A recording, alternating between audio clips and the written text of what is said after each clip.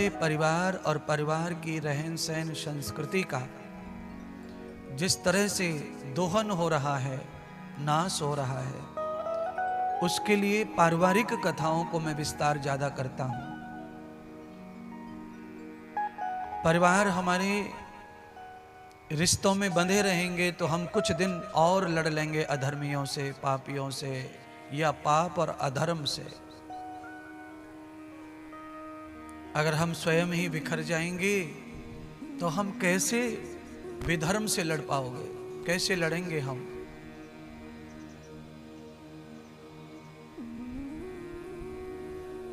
कल हमने कथा सुनी भगवान श्री की। भगवान 5 साल के हैं। गोपियों को परम ज्ञान भगवान ने बांसुरी के माध्यम से दिया।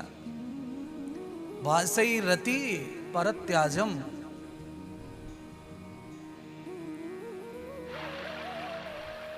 जिस शरीर में अनेक प्रकार के रस भरे हुए हैं इंद्रियों के माध्यम से, उन रसों का हम हमेशा रसस्वाद करते हैं।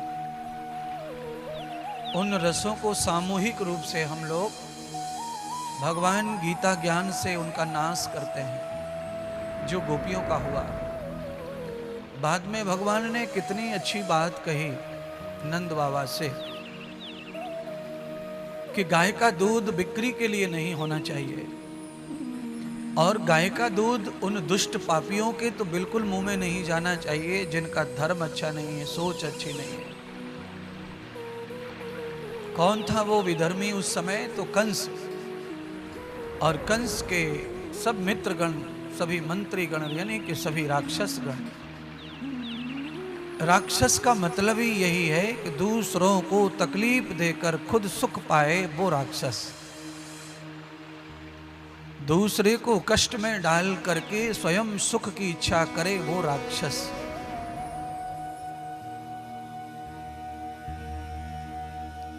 अपने स्वार्थ के लिए दूसरे का सम्मान गिराने की कोशिश करे वो भी राक्षस। ये सारे दोष कंस में हैं। इसलिए परमात्मा ने कहा कि कंस को गाय का घी नहीं मिलना चाहिए, कंस को गाय का दूध नहीं मिलना चाहिए। और हमारी मेहनत, हमारा पुरुषार्थ, गायों की सेवा, हमारे ग्वाल बाल करते हैं, उनके बच्चों को दूध नहीं, गाय के बछड़ों को दूध नहीं, ये अपराध है। उस अपराध को भी भगवान ने समाप्त करने के लिए गोकुल में दूध और घी, मक्खन पर बिक्री पर निषेध कर दिया। मथुरा में गोपियों ने दूध बेचना तो बंद कर दिया, पर दूध को जमा करना चालू कर दिया, दही को जमा करना चालू कर दिया। माखन को मटकी में भर भर के छीके पे लटकावे, दही को लटकावे। आज भगवान ने अपने सभी सखाओं को तंदुरुस्त करने के लिए मानो एक मंडल बनाया, समिति बनाई, और उस समिति का काम है पूरे के पूरे बाल गोपाल, बछड़ों, बांसुरियों को न्याय देना। बच्चों को न्याय देने के लिए भगवान ने, देखो, ग्वाल वालों के कल्याण के लिए परमात्मा ने अपने आप को चोर भी सिद्ध करवा दिया कि मैं चोर हूं। और वैसे तो चोर शब्द का अर्थ चोर ही नहीं है, अनेक अर्थ निकालते हैं आचार्य लोग। माखन की चोरी भगवान ने की, पर भगवान उस चोरी के माखन को खाते नहीं है। उस चोरी के माखन को भगवान उसी घर के बाल गोपाल को बांट देते हैं। यानी पिता से लिया पुत्र को दिया, ऐसी चोरी भगवान करते हैं। और वो भी चोरी कब करते हैं? जिस समय चोरी में भी आदमी को आनंद प्राप्त होता है, यानी कि वो बचपना, बालकपन। और कैसी चोरी है? जिसमें अधर्म ना हो, जिसमें पाप ना हो। वैसे भगवान को चित्त चोर भी कहा। गोपियों का चित्त चुरा लिया, इसीलिए भी भगवान को चोर शब्द से जाना गया। और ये तो भगवान कर सकते हैं, ये तो उनकी अपनी शक्ति है, अपना आकर्षण है। और दुनिया में कोई न कोई किसी न किसी के चित्त को चुराने का काम करता है। सामान्य प्राणी भी किसी का चित्त चुरा लेता है, तो वो साक्षात भगवान है, ब्रह्म है, परमात्मा लीला करते हैं। तो उन्होंने ये लीला की। बाद में भगवान को यशोदा मैया ने समझाया, कहा, अरे कान्हा, अरे लाला, गांव में बड़ी बदनामी हो रही है और इस बदनामी से तेरे बाबा की नाक कटेगी, ये काम छोड़ दे। तू गोपियों को सताता है। उनके बछड़े खोल आया, सब गाय का दूध पी गए बछड़े, गोपियों में लात मार दी, किसी का माथा फोड़ दिया, किसी का टांग तोड़ दी, सब गोपियां घायल पड़ी हैं। तेरी वजह से ये सब हुआ है, इसीलिए ये कर्म अच्छा नहीं है। इस कर्म से क्या होगा, तेरे बाप की बदनामी होगी और तेरी भी बदनामी होगी। तुझे नहीं पता कि हमारे पालने में विवाह हो गया है तेरा, ब्रजवान की लली राधा से सारी शर्तें मंजूर हो गई हैं, तेरा विवाह पक्का हो गया है।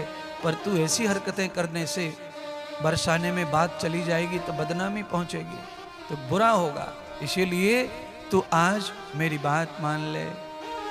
हरि चोरी माखन की दे छोड़, सवरिया ओ काना मैं समझाऊं तो।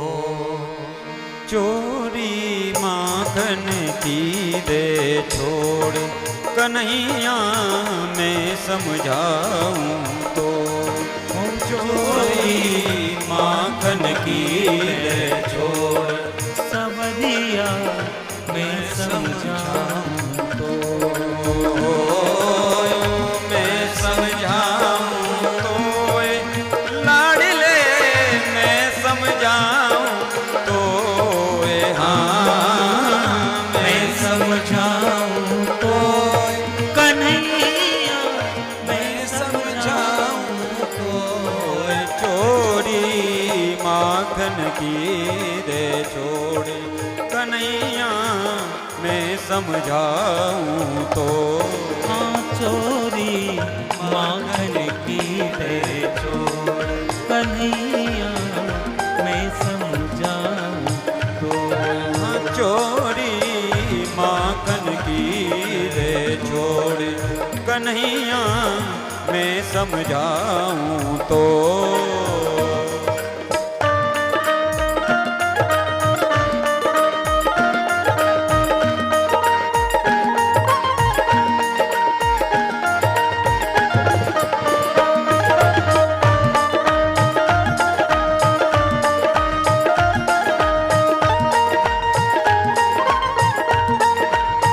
बोलिए माखन चोर भगवान की।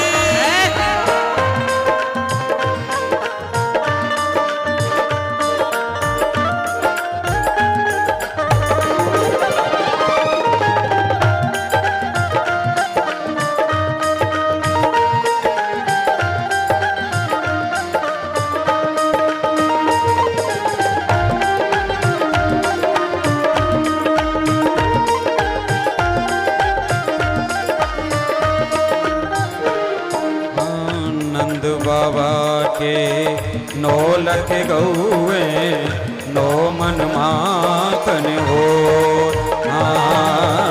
नंद बाबा के 9 लख गौए 9 मन माखन हो। नंद बाबा के 9 लख गौए 9 मन माखन हो। बड़ो नाम है नंद बाबा को, हंसी हमारी हो। बड़ो नाम है नंद बाबा को, हंसी हमारी हो। चोरी माखन की दे छोड़, कन्हैया मैं समझाऊं तो। चोरी माखन की दे छोड़, कन्हैया मैं समझाऊं तो। चोरी माखन की दे छोड़, कन्हैया मैं समझाऊं तो। चोरी माखन की दे छोड़, कन्हैया जाऊं तो। जय हो।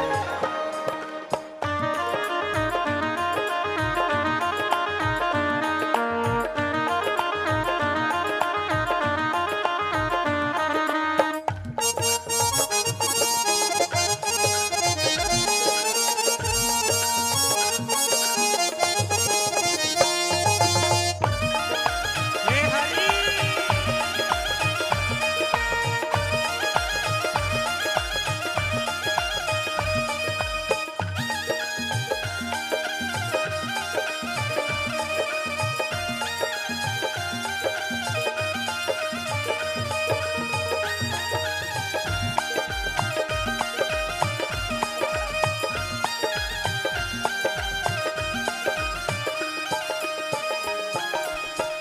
बरसाने से तेरी पई सगाई मैं बतलाऊं तो।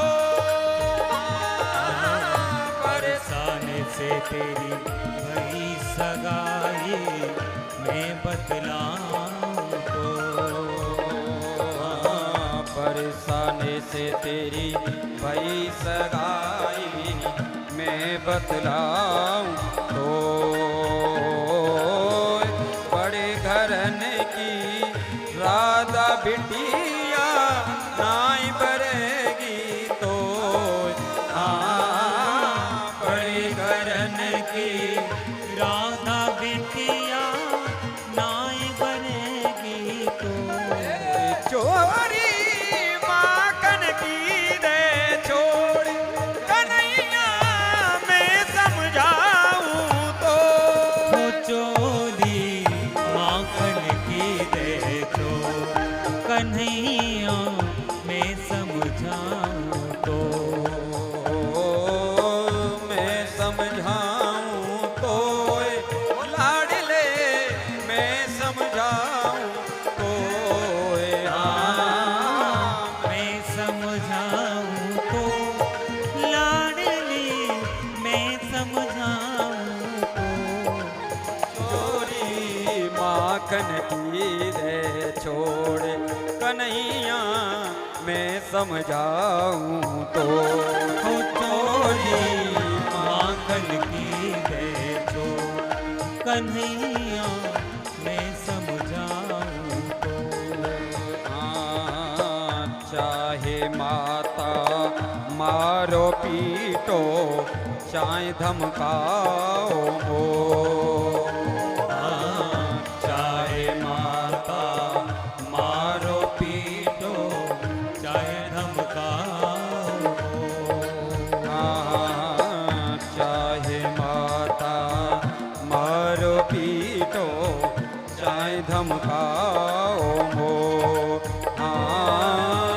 चोरी की मोए आदत पड़ी है शादी होए न होए। चोरी की मोए आदत पड़ी है शादी होए न हो। चोरी माखन की दे छोड़ी कन्हैया मैं समझाऊं तो। हो चोरी माखन की दे तो कन्हैया मैं समझाऊं तो।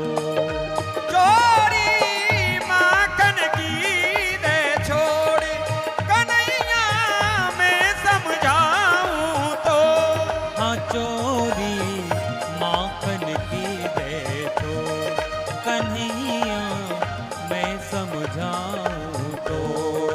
हाँ मैं समझाऊं तो लाडले मैं समझाऊं तो। मैं समझाऊं तो लाडले मैं समझाऊं तो। चोरी माखन की दे छोड़ कन्हैया मैं समझाऊं तो। हो चोरी माखन की दे तो कन्हैया मैं समझाऊं तो। चोरी माखन की दे छोड़ कन्हैया मैं समझाऊं तो। हाँ चोरी माखन की दे छोड़ कन्हैया मैं समझाऊं तो। जय हो।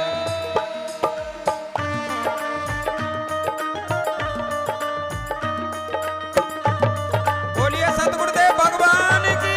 जय हो।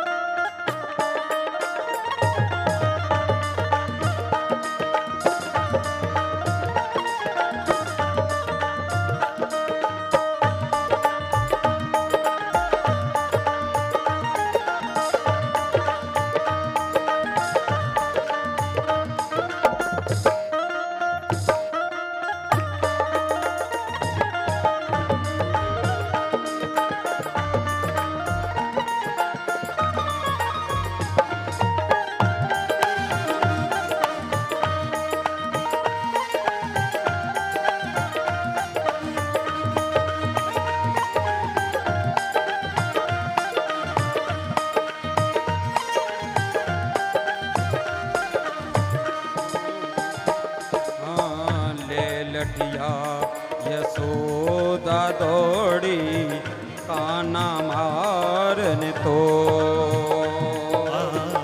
ले लठिया यशोदा दौड़ी कान्हा मारन को।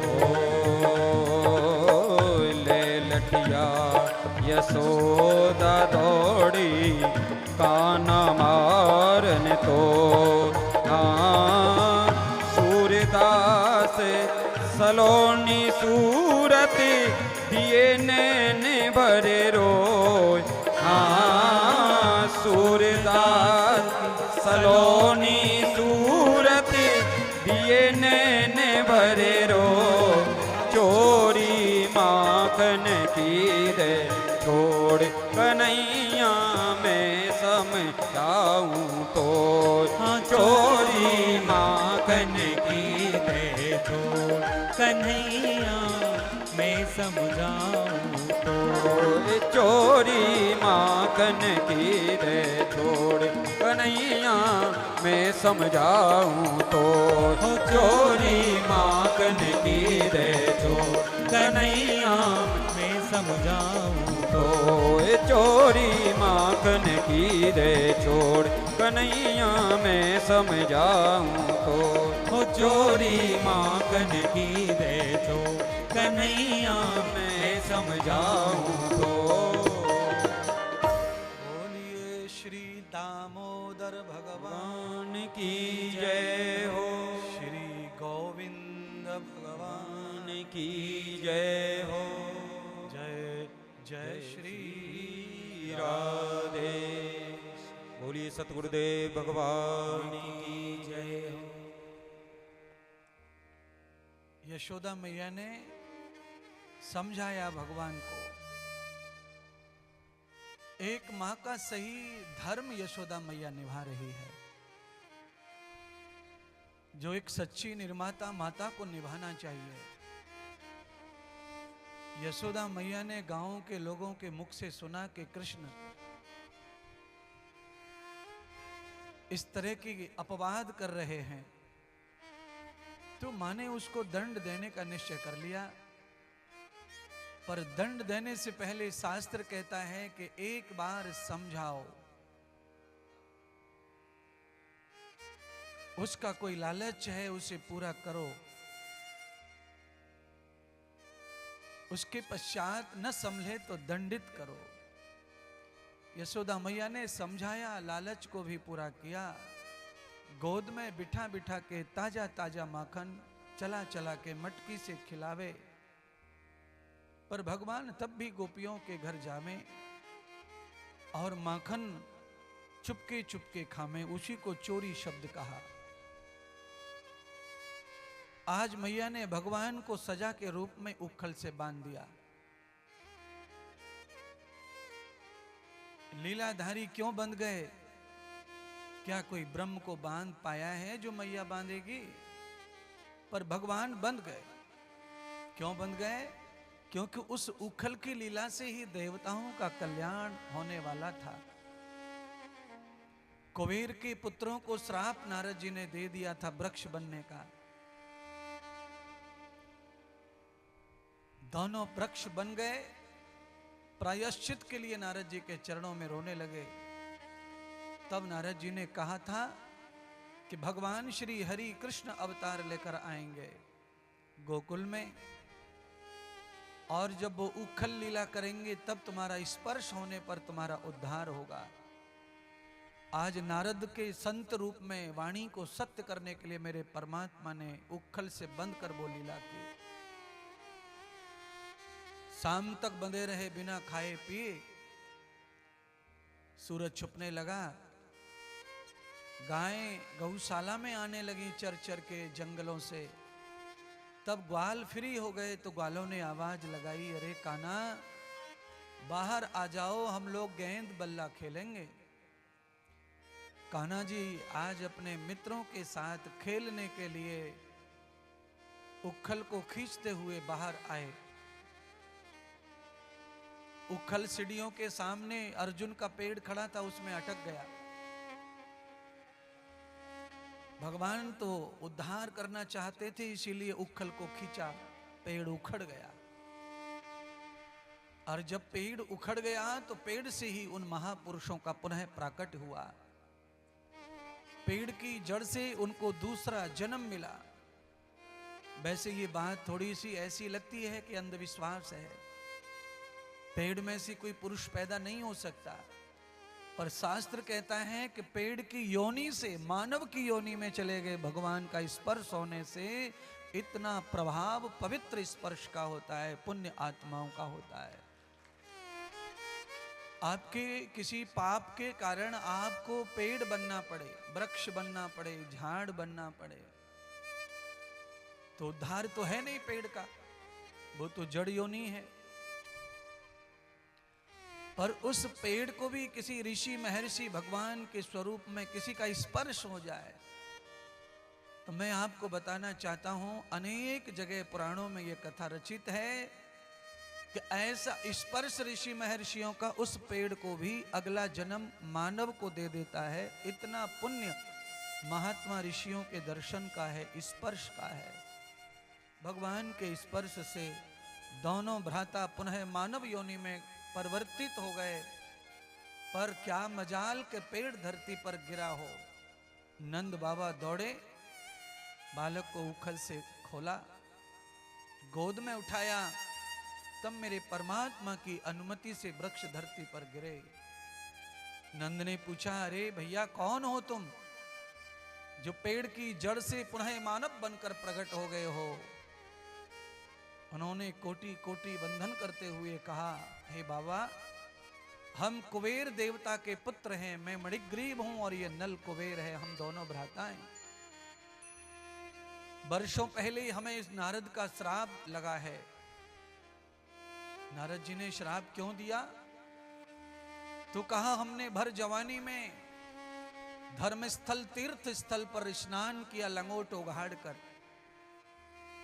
नारद जी ने हमें समझाने का प्रयत्न किया कि धर्म स्थल पर जिस नदी तालाब सरोवर में धर्मात्मा लोग पूजा पाठ करने आते हों वहां पर वस्त्र धारण करके स्नान करो, और तुमने तो लंगोट तक खोल दिया। इसीलिए तुम्हारी इंद्री का प्रदर्शन होने के कारण तुम अहंकारी हो, इसीलिए तुम्हें इंद्रियहीन शरीर प्राप्त हो। इंद्रियहीन शरीर वृक्ष ही है, जिसका मन सुषुप्त हो जाता है।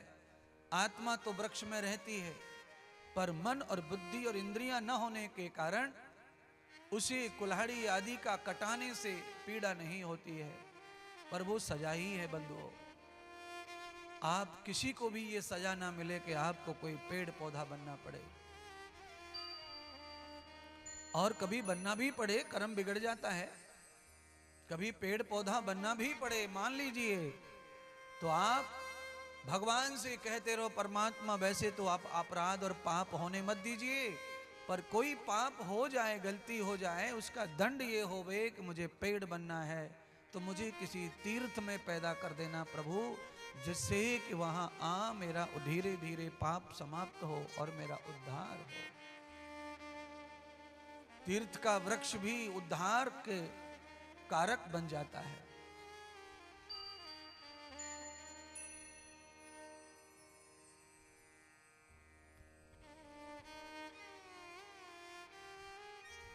कुबेर जी के दोनों पुत्र विदा हो गए। यशोदा मैया बाहर निकल के आई। जब उन्हें पता चला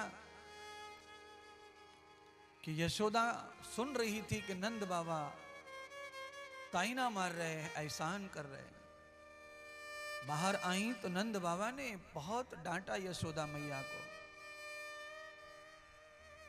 अरे तुम्हें अक्ल होनी चाहिए, इकलौता पुत्र है और तुम इस तरह सजा देती हो उसको। अरे बचपन में हर बच्चा खेलेगा नहीं, कूदेगा नहीं, निष्पाप होकर के बालक एक दूसरे के साथ बैठते हैं, यही तो उम्र है निस्वार्थ बैठने की, खेलने की।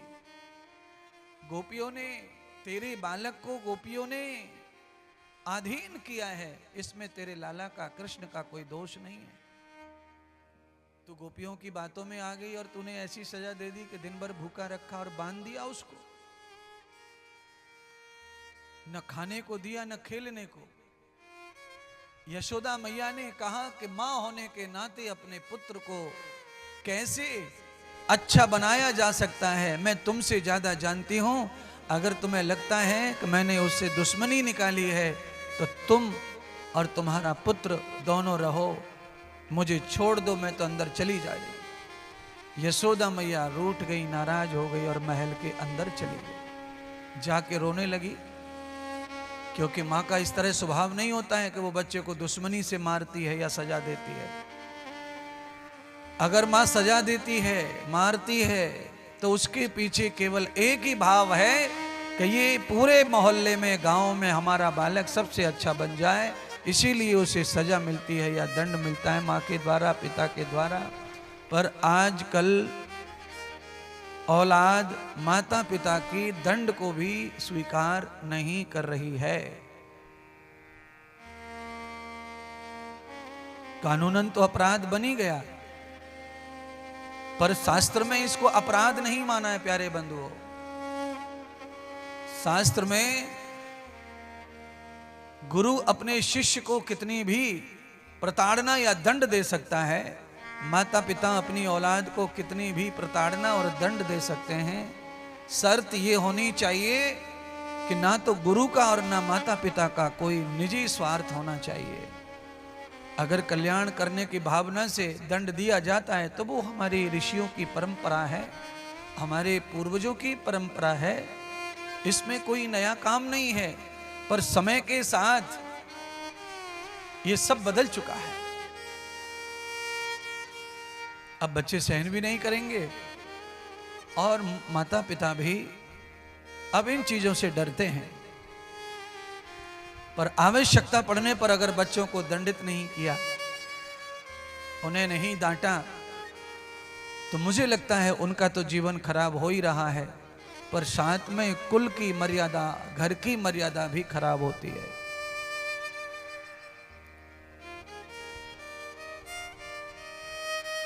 देखिए, खेत में फावड़ा कौन चलाना चाहता है, पर खेत को अच्छा करना है, सजाना है, हरा भरा करना है, तो पानी को रोकने के लिए फावड़ा चलाकर मिट्टी को यहां से वहां से काटना ही पड़ता है।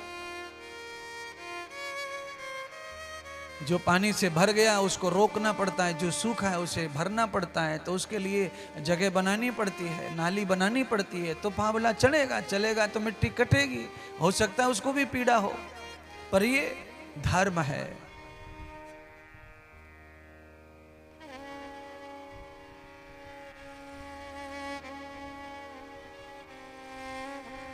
धर्म को बचाने के लिए, कुल को बचाने के लिए, अपनी संतान को बचाने के लिए जो हिंसा की जाती है वो हिंसा अहिंसा से अच्छी होती है। पर किसी को व्यर्थ सताने के लिए, परेशान करने के लिए जो हिंसा है वो अपराध है, वो पाप है।